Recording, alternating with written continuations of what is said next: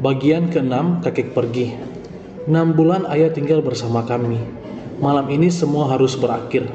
Masih segar dalam ingatanku, aku mengancamnya 2 bulan setelah Zaz dan Kun bolos 3 hari berturut-turut, agar ia berhenti bercerita di bawah atap rumahku. Malam ini, saat penat lepas dari perjalanan jauh, mendapati anak-anakku sedang mencari tahu kata Akademi Gajah di dunia maya. Aku akan membuat keputusan tegas. Gerimis membasuh kota saat ayah pulang. Ia menepuk-nepuk jaket lusuhnya, menyapaku dan Ta'ani dengan riang yang menunggunya di ruang tamu. Ia segera tahu ada masalah saat lihatku. Ia duduk di salah satu kursi. Aku sudah bilang ke Ta'ani, masalah ini adalah urusanku dengan ayah, anak dengan ayahnya. Ia tidak perlu melibatkan diri. Ta'ani hanya diam, menatapku sedih, marah, bingung, semua bercampur. Ayah tahu persis, aku tidak suka cerita-cerita itu. Ayah menatapku datar. Sore ini anak-anak membuka laptop kerjaku. Aku tidak keberatan. Mereka mencari tahu tentang banyak hal lewat dunia maya. Aku juga tidak keberatan. Sore ini mereka mencari tahu tentang Akademi Gajah. Aku terpaksa keberatan. Sore ini mereka mencari tahu soal neneknya. Aku terpaksa keberatan. Kita sudah bersepakat bahwa ayah akan berhenti bercerita ke mereka. Aku tidak suka cerita-cerita bohong di bawah atap rumahku. Itu bukan cerita bohong, Dam. Ayah menjawab pelan. Bukankah kau sendiri yang kuliah di Akademi Gajah? Satu-satunya sekolah yang meneruskan muridnya tanpa ikut ujian akhir, berburu di hutan, bangunan tua yang megah, guru-guru yang hebat. Dan bukankah kau diterima di jurusan arsitektur, jurusan terbaik universitas terbaik kota ini, karena surat pengantar dari Akademi Gajah? Aku menelan ludah. Itu juga sudah dikatakan Ta'ani. Tidak ada yang keliru dengan Akademi Gajah dan cerita ibu. Ta'ani mengingatkanku agar tidak berlebihan. Itu memang bukan cerita bohong. Aku mengangguk sepakat, tetapi ayah bisa mengarang-arang detail tambahan pada Zaz dan Kon. Entah itu babi bersayap atau seekor naga di danau sekolah. Wajah tua ayah memerah, tersinggung. Aku tidak akan pernah melakukannya, Dam. Kau tanya saja pada Zaz dan Kon, apa aku melakukannya? Tidak hari ini. Esok lusa bisa saja ayah lakukan. Aku berseru. Apa yang ayah bilang ke mereka tentang ibu, nenek kalian meninggal bahagia, nenek kalian tersenyum saat menutup mata. Nenek kalian 20 tahun bertahan hidup dengan penyakit tanpa obat selain kebahagiaan. Nenek kalian dulu cantik dan baik hatinya. Nenek kalian dulu bintang televisi terkenal. Itu memang bohong. Bahkan, ibu bahkan pergi selamanya dengan rambut telanjur dibotaki, tubuh kurus, wajah membiru. Percakapan itu sudah memburuk sejak awal. Ayah tersengal, tubuh tuanya gemetar. Ta'ani mencengkram lenganku, menyuruh berhenti bicara. Tidak, aku tidak akan berhenti sebelum ayah paham. Sebelum ayah berjanji benar-benar memutus apa saja cerita dari mulutnya. Kau sepertinya tidak suka melihat ayah tinggal di sini, Dam. Setelah terdiam sejenak, berusaha mati-matian mengendalikan diri, ayah menatapku lamat-lamat. Ya, aku tidak suka. Kecuali ayah bilang pada Zaz dan Kon bahwa cerita-cerita itu bohong. Aku berkata tegas, membalas tatapan ayah. Ayah menggeleng. Aku tidak berbohong. Kalau begitu, tahu resikonya. Ayah harus pergi. Dam, Ta'ani berseru kencang sambil menangis, berusaha menutup mulutku. Jangan lakukan. Aku mohon jangan lakukan. Aku menghalau tangan Ta'ani. Zaz dan Kon akan dibesarkan dengan disiplin, peraturan, dan berbagai pendekatan modern lainnya. Zaz dan Kon tidak akan pernah dibesarkan dengan cerita-cerita bohong itu. cerita yang telah membiarkan nenek mereka pergi tanpa usaha apapun, tanpa pengorbanan apapun, kecuali percaya atas omongan kosong si raja tidur entah berantah. Dam, Ta'ani sudah memeluk lututku. Itu ayah, Dam. Ayah kau yang menggendong kau saat bayi, yang mengajak berlarian saat kau 2-3 tahun. Itu ayah, Dam. Di atas sana Sas dan Kon menangis, memeluk bantal. Mereka bisa mendengar pertengkaran kami. Sas gemetar, ingin membuka pintu kamarnya dan berteriak, "Ini semua salah Sas. Saslah yang meminta kakek bercerita tentang sekolah, papa, tentang nenek." Anak itu mengumpulkan semua keberanian. Baiklah.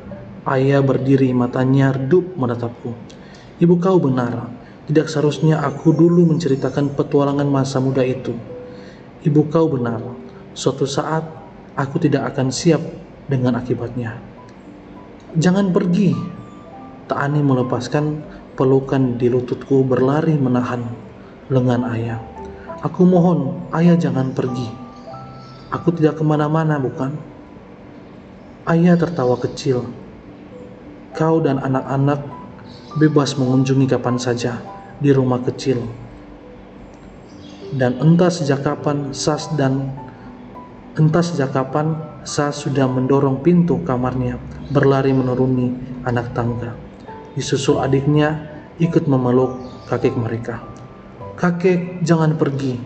Kon menangis, rambut ikalnya semaraut. Ayah berjongkok memeluk Sas dan Kon erat-erat. Aku harusnya menatap datar. Keputusanku sudah bulat, tidak bisa ditawar. Gerimis di luar menderas. Halaman rumput basah, jendela kaca berembun. Aku membiarkan Sas dan Kon yang sekarang membujukku, menggoyang tanganku, membiarkan Ta'ani yang kehabisan kata melihat seperti patung bergeming. Ayah tidak akan pergi, hujan-hujanan bukan? Setidaknya biar aku mengantar ayah pulang, ujar Ta'ani. Tidak usah, aku akan menumpang angkutan umum. Mereka mungkin mau mengantar orang tua ini sampai ke rumah. Ayah menggeleng, selamat tinggal. Jaket lusuh ayah menghilang di balik pintu. Petir membuat halaman terang sejak, disusul geremuk guntur. Drama setengah jam itu berakhir. Sas dan Kon akan terbiasa. Mulai besok saat bangun, mereka akan terbiasa tanpa kehadiran kakek di meja makan. Ta'ani akan mengerti. Aku hanya mengembalikan situasi seperti 6 bulan sebelumnya. Ayah kembali ke rumah kecuali itu. Ta'ani tetap bisa mengunjungi ayah kapan saja, mengirimkan makanan, mengurus ayah, membawa Zas dan Kon. Aku tidak keberatan dengan itu. Aku meninggalkan ruang tamu, beranjak menenangkan diri ke ruang kerja. Sayup-sayup suara Ta'ani membujuk anak-anak masuk kamar terdengar. Langkah kaki menaiki anak tangga. Aku menatap bunga bougainville yang basah. Suara setetes air membasuh atap bebatuan, dan halaman foto ibu dengan figura besar terpasang di dinding. Ibu yang selalu dengan pos itu-itu saja, matanya menatap bening, garis bibirnya datar, tanpa polesan bedak, tanpa perhiasan, apalagi pakaian mahal. Aku merebahkan diri di kursi kerja, menatap laptop yang berdenging pelan. Layar laptop masih memperlihatkan kolom mesin pencari. Di kolomnya tertulis kata Akademi Gajah. Di bawah kolom itu tertulis hasil pencarian.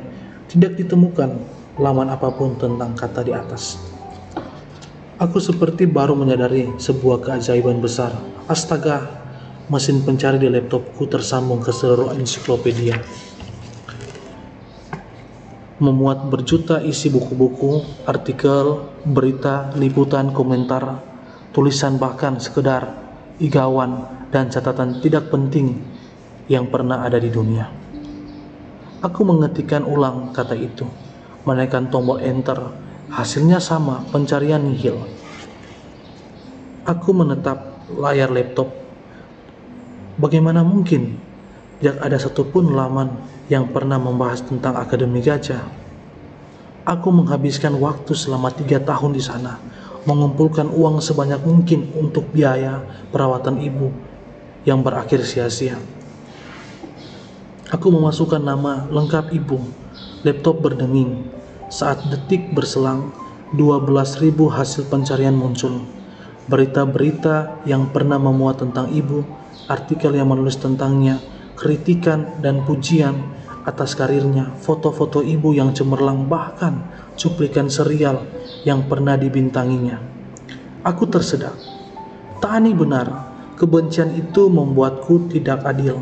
Kebencian itu membuatku menutup mata atas banyak hal. Aku tidak pernah tahu tentang ibu.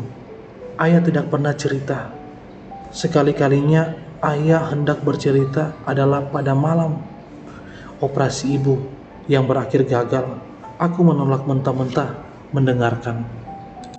Tanganku gemetar, menggerakkan mouse, menggeser ribuan hasil pencarian. Sebuah kolom berjudul bintang televisi menikahi orang biasa menghentikan gerakanku. Hujan di luar semakin deras. Aku merasa rambut keritingku. Cerita tentang Akademi Gajah bukan bohong. Tidak peduli walau tidak ada satupun laman yang tersedia menuliskannya. Cerita tentang ibu lebih benar lagi. Ribuan bukti terserak di depanku. Dari dulu, sejak aku mulai meragukan cerita-cerita ayah, sepotong penjelasan di kepalaku tidak pernah lengkap. Aku lelah berpikir, penat dengan perjalanan jauh, penat semua kebenaran cerita-cerita itu, penat dengan kenangan menatap wajah ibu yang terbaring botak di ruang operasi. Keputusan malam ini bisa aku bicarakan lagi dengan Taani. Sayangnya tidak ada waktu esok itu. Saat loper koran melemparkan koran ke halaman, telepon rumah berdering kencang. Taani yang sedang menyiapkan sarapan mengangkatnya. Anak-anak sedang berebut mandi di pancuran. Aku sedang berenang di kolam belakang. Baru 2 kali bolak-balik. Taani dengan suara bergetar memanggilku, menangis. Ada apa? Aku keluar dari kolam, menyambar handuk. Ayah ditemukan pingsan di pemakaman kota. Taani berkata lemah, jatuh terduduk. Aku meneriaki Sas dan Kun bergegas. Di halaman rumah sakit petugas menjaga. Pemakaman langsung menyongsong saat melihatku turun dari mobil. Berkali-kali meminta maaf, bilang dia seharusnya melarang ayah malam-malam hujan-hujanan masuk ke dalam pemakaman kota. Maafkan aku, Dam, aku tidak bisa mencegahnya. Dia memaksa ingin ke pusara ibu. Aku jengkel, berseru ketus. Itu bukan salah siapa-siapa. Petugas itu terlihat amat sedih, merasa seperti melakukan kesalahan besar. Aku tidak sempat memperlihatkan, bahkan petugas itu tahu namaku. Ia pastilah salah satu kenalan ayah. Sepanjang lorong rumah sakit, dokter menjelaskan situasi ayah sebelum siuman. Mereka belum tahu serius atau tidak. Aku bertanya, apakah kami boleh menemuinya? Dokter menggeleng. Ayah masih di ruang gawat darurat. Mereka berjanji akan melakukan apa saja. Langkahku terhenti. Kami hanya bisa menatap dari balik kaca tebal. Kon susah payah berjinjit dengan melihat Sas tertatih membantu menggendongnya. Mereka berdua melihat secara kompak. Taani menyeka ujung mata.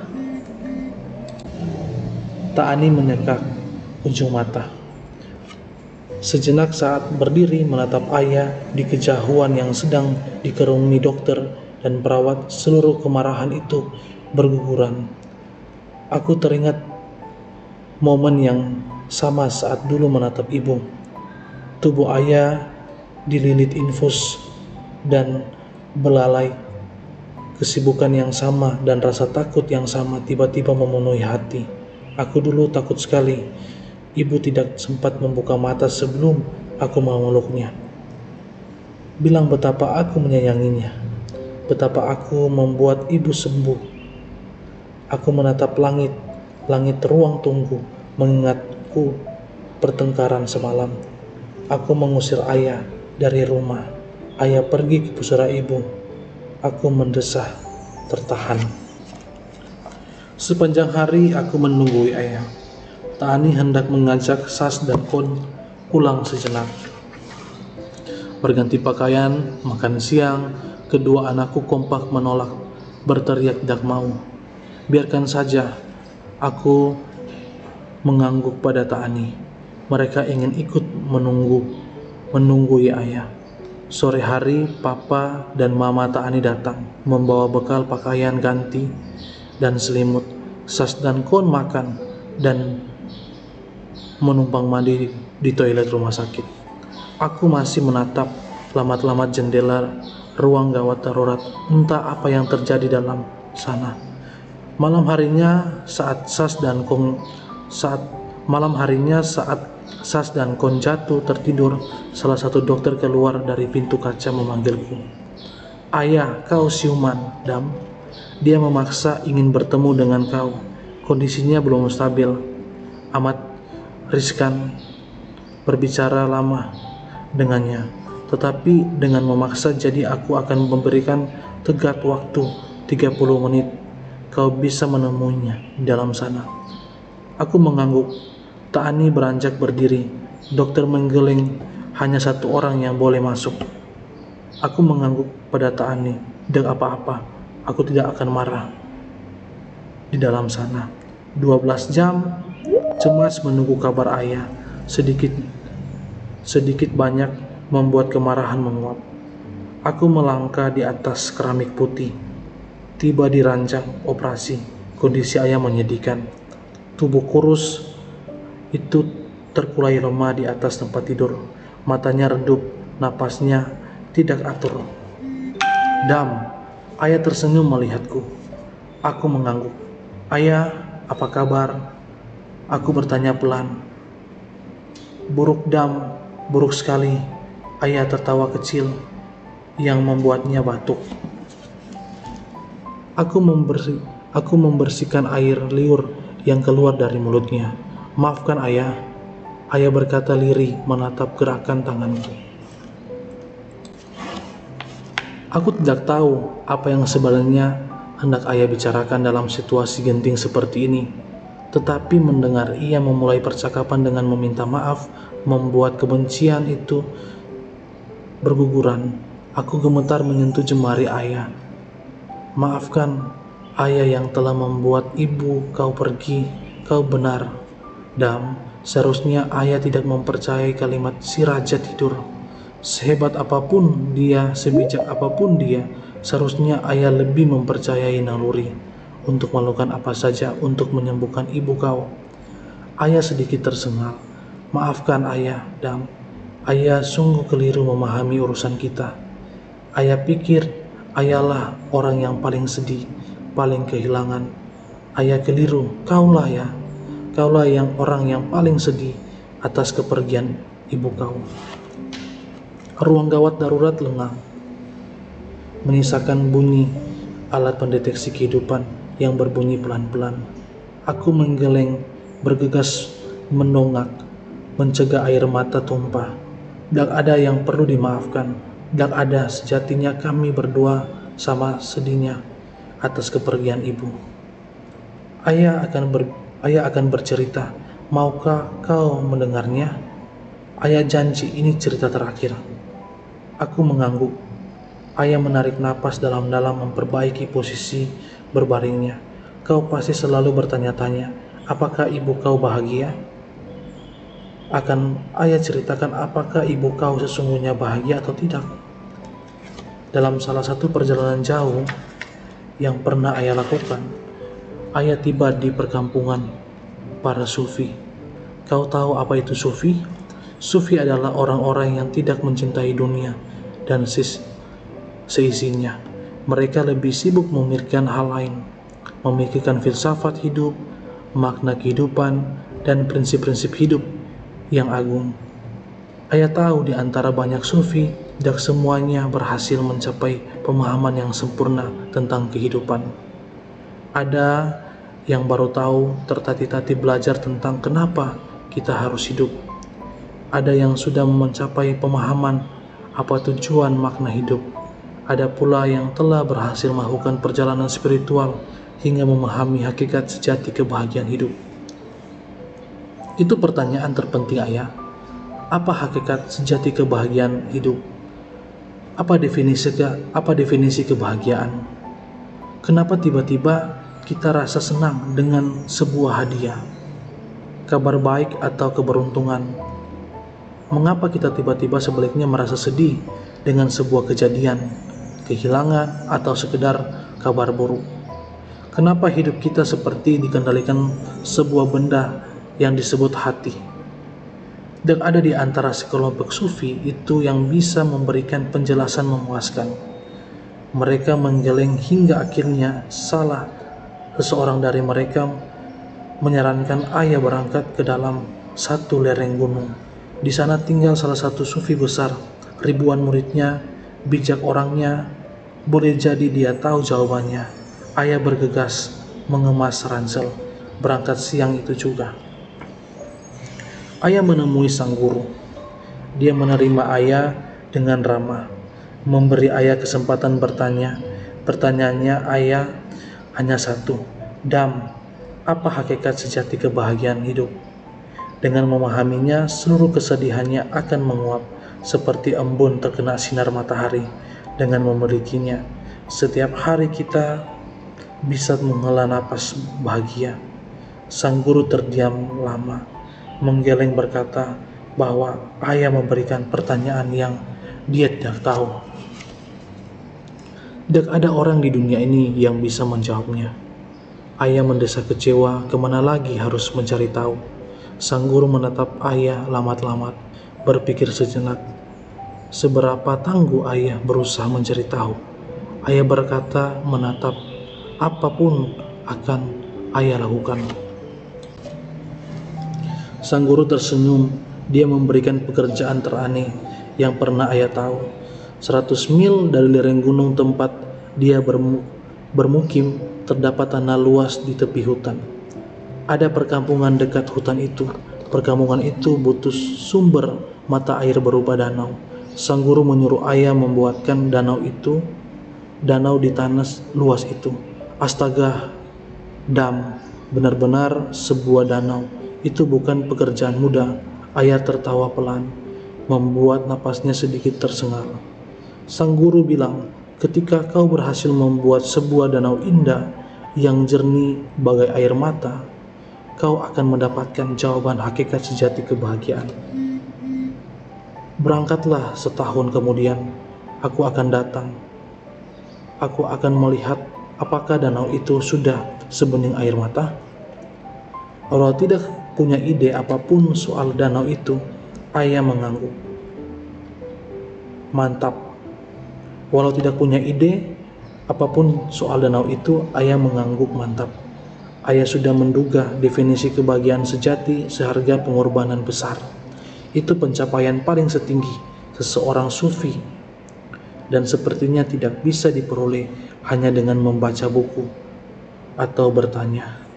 Ayah berangkat memulai pekerjaan besar, membuat danau yang cukup untuk satu kampung. Kau tahu, Dam, tidak berbilang tanah yang harus ayah pindahkan. Berkubang licak setiap hari, mulai bekerja saat matahari terbit, baru berhenti ketika matahari tenggelam. Ayah baru berhenti saat galian itu memiliki kedalaman 3 meter luasnya. Seberapa besar lapangan bola, pekerjaan ayah baru separuh selesai.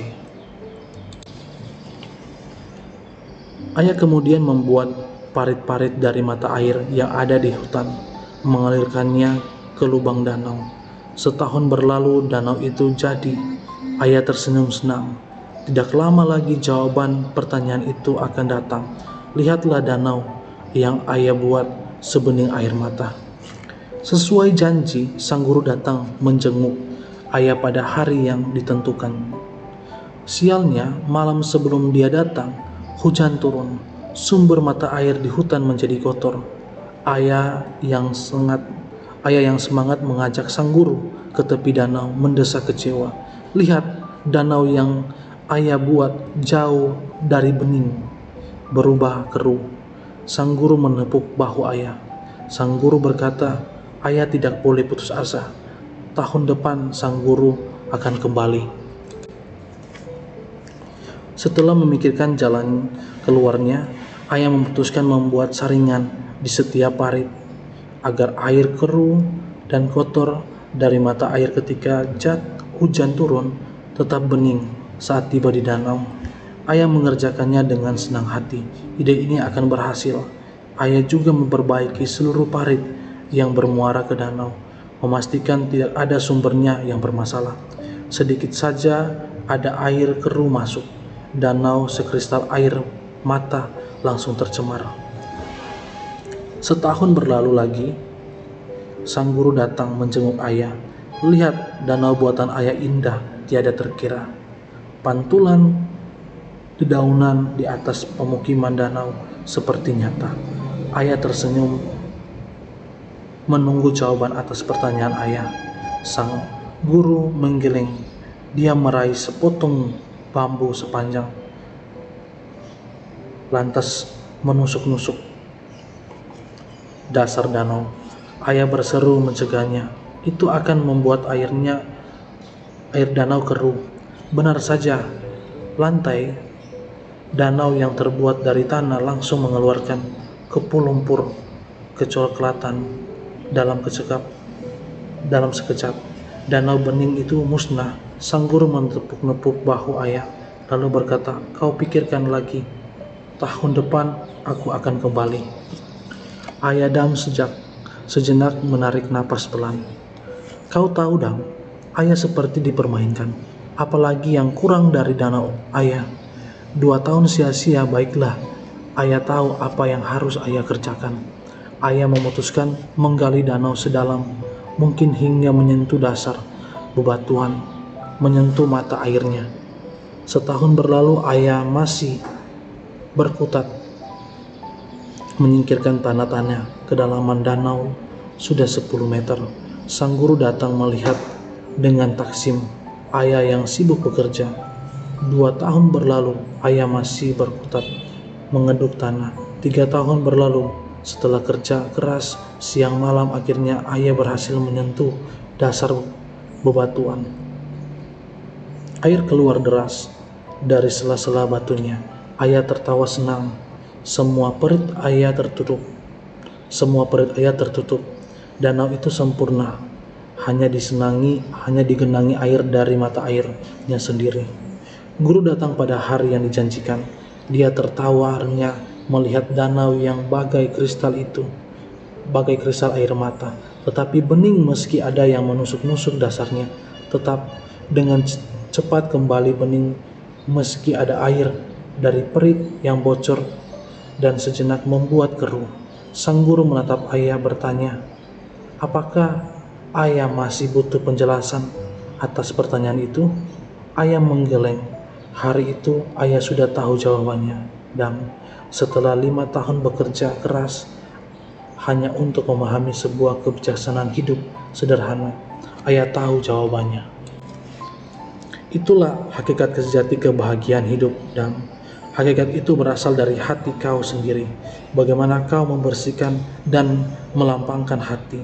Bertahun-tahun berlatih, bertahun-tahun belajar membuat hati lebih lapang, lebih dalam, dan lebih bersih. Kita tidak akan pernah merasakan kebahagiaan sejati dari kebahagiaan yang datang dari luar hati kita. Hadiah mendesak kabar baik, keberuntungan, harta benda yang datang, pangkat, jabatan, semua itu tidak hakiki. Itu datang dari luar. Saat semua itu hilang, dengan cepat hilang, pula kebahagiaan. Sebaliknya, rasa sedih, kehilangan, kabar buruk, nasib buruk, dan semua juga datang dari luar. Saat semua itu datang dan hati kau dangkal, hati kau seketika keruh berkepanjangan. Berbeda halnya jika kau punya mata air sendiri di dalam hati. Mata air dalam hati itu konkret dan amat terlihat. Mata air itu menjadi sumber kebahagiaan tidak terkira. Bahkan ketika musuh kau mendapatkan kesenangan, keberuntungan, kau bisa ikut senang atas kabar baiknya, ikut kebahagiaan karena hati kau lapang dan dalam.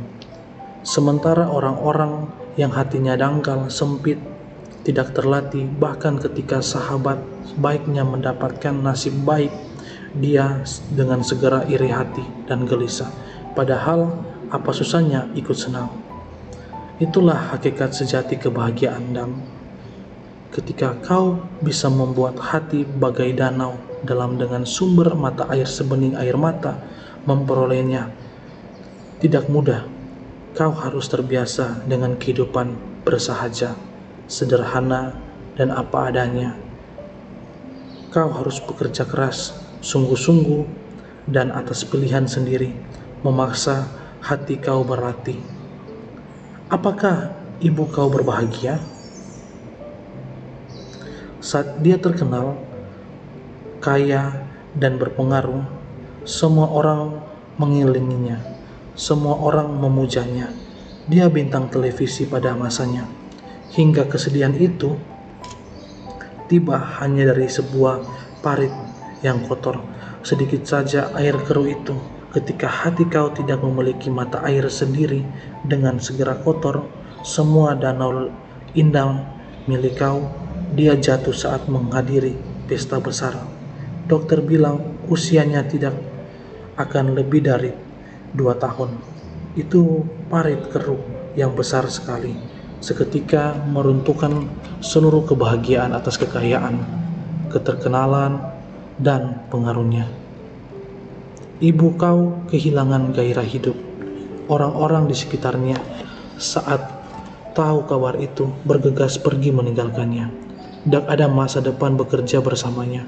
Mereka mencari bintang baru, kecantikan baru. Hati ibu kau semakin kotor, bahkan mungkin hitam pekat.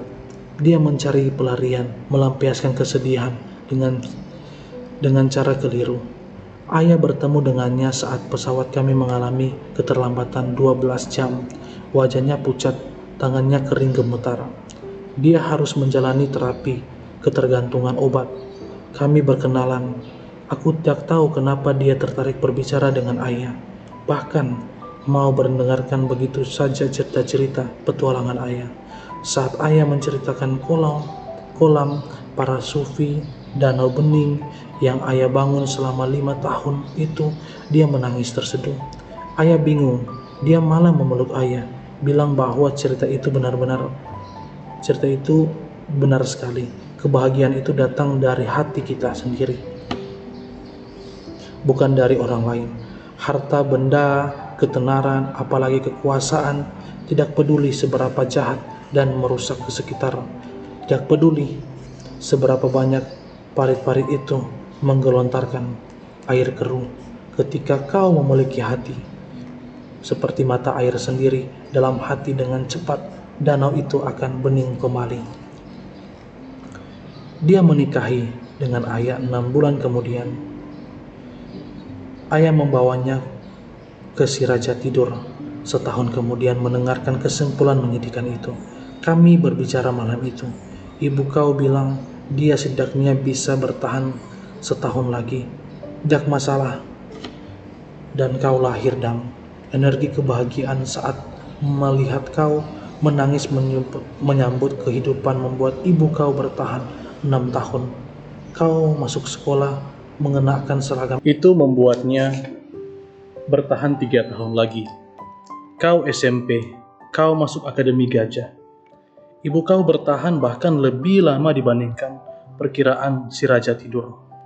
Ibu kau bahagia, Dam, meski kau harus melupakan hari-harinya hebat. Meski hidup sederhana, tidak memiliki perhiasan kemana-mana, naik angkutan umum, dia paham dan dia memilih jalan itu. Karena ayah jauh-jauh hari juga sudah memilih jalan itu. Ayah tidak menjadi hakim agung. Ayah memilih jalan hidup sederhana, berprasangka baik ke semua orang, berbuat baik bahkan pada orang yang baru dikenal, menghargai orang lain, kehidupan, dan alam sekitar. Itu jalan hidup ayah. Dan itu juga yang dipilih ibu kau. Apakah ayah dan ibu kau bahagia? Kalau kau punya hati yang lapang, hati yang dalam, mata air kebahagiaan itu akan mencucurkan deras.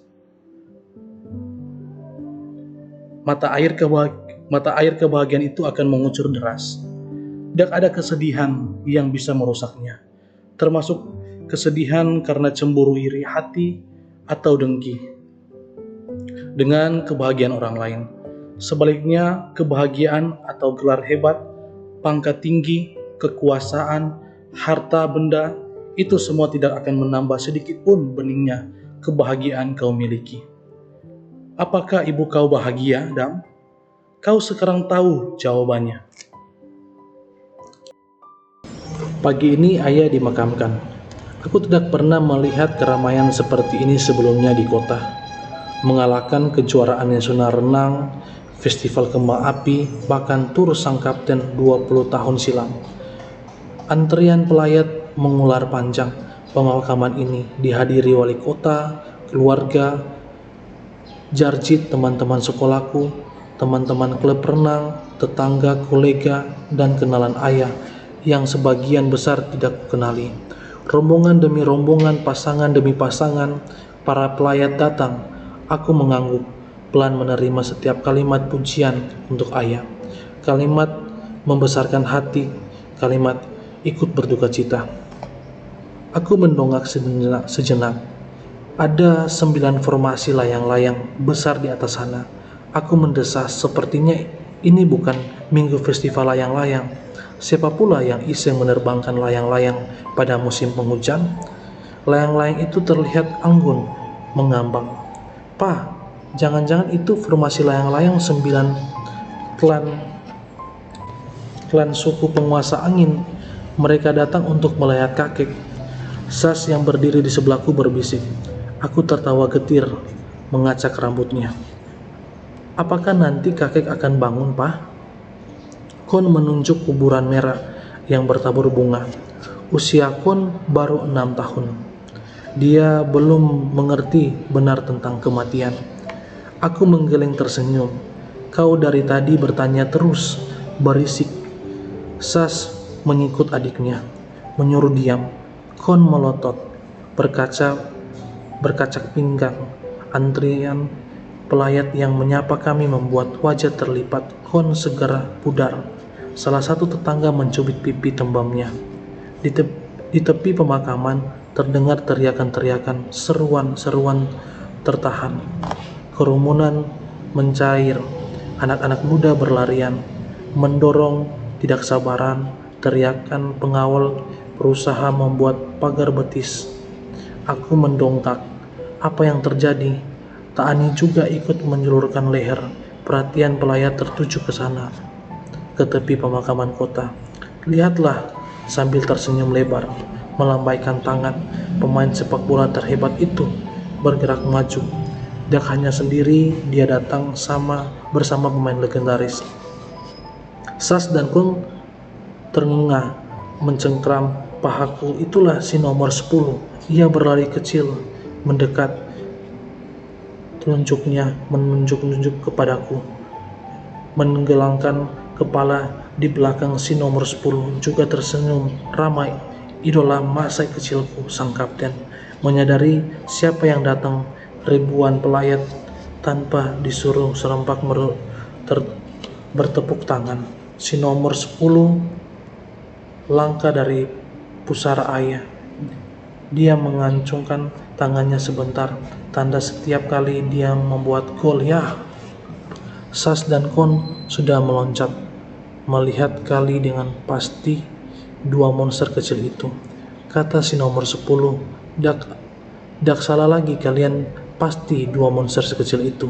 Aku tidak benar-benar kehabisan kata-kata. Tak Ani memelukku erat-erat, berbisik, ayah tidak pernah berbohong, Dam. Ayah tidak pernah berbohong. Bintang sepak bola itu memeluk anak-anakku, menggendongnya, lantas bergerak mendekatiku. Kau tidak tahu betapa bencinya aku pada ayahku. Dam, ia tertawa setiap malam ketika aku terlambat pergi latihan. Pamanku, kapten tua ini selalu menceramahiku dan menyambut-nyebut ayah kau memaksakan berlatih siang malam, tidak sempat pergi bermain. Sang kapten melangkah mendekatiku, menyelamiku penuh penghargaan. Ikut tertawa, jangan dengarkan dia. Sejak kecil dia memang pemalas, tidak tahu berterima kasih. Seharusnya dia melihat sendiri bagaimana kapten tua ini dulu diceritakan ayah kau tentang kerja keras, pantang menyerah. Aku kehabisan kata, tidak mengerti, silih berganti, menatap si nomor 10 yang menggendong sas dan kon dengan dua tangan besarnya dan sang kapten yang berdiri di depanku. Ayah kau pastilah tidak pernah bilang itu. Sang kapten seperti tahu apa yang dikupikirkan.